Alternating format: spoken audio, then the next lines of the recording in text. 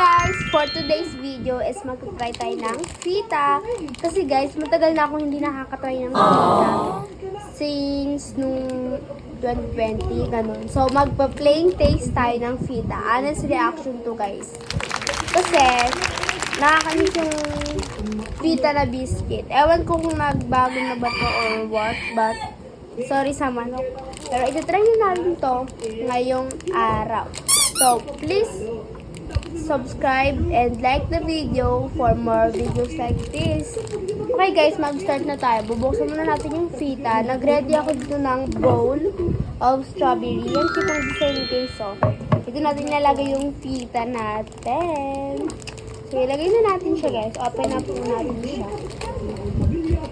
Plain fita lang to guys kasi wala din po tayong magagawa. Nakakamiss po yung fita. Ayan, 3 pieces na okay siya. 3 pieces din. Katulad ng dati.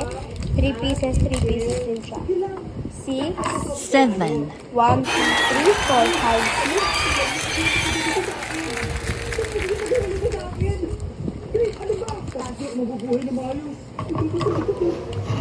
6. Okay guys, so na-ready na natin yung biscuit natin. Total of 9 biscuits siya. So, taste test muna tayo ng plain biscuits. Mag-try tayo with vinegar. Oh my God! So, try muna natin plain. And sasabihin ko yung reaction ko sa the end of the video. So, please watch until the end para makita niyo yung reaction ko dito. Plain muna. So guys, so, ganun pa rin siya katulad ng dati. Nakikita niyo. Kaya na natin.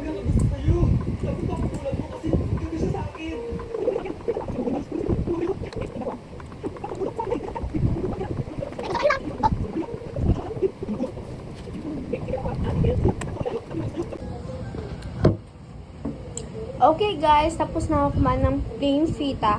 Ngayon guys, ang tinara ko na lang is 3. Nakita niyo ba guys?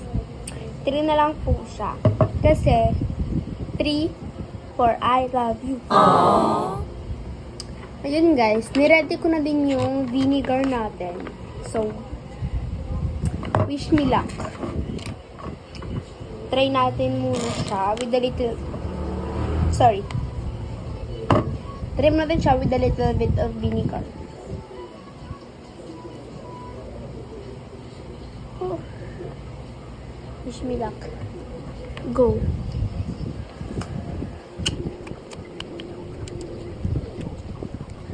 Actually guys, masarap siya. Pero ang una mong malalasahan is yung vinegar before yung aftertaste ng fita. So, tayo natin. Sarap niya guys.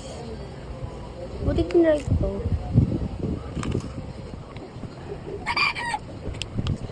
Must try. Try ko guys. Second bowl. Unang talagang malalasahan yung vinegar. Kaya mapagod talaga. Pero ang sarap na aftertaste ng fita. Wala tayong another bowl. So, wala tayong ang dami.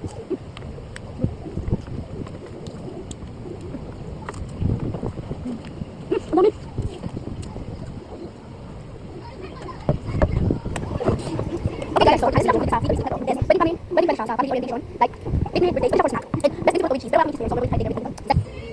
Okay guys, for today's video, hanggang ngayon. Okay guys, hanggang ngayon na lang for today's. So, see you next vlog.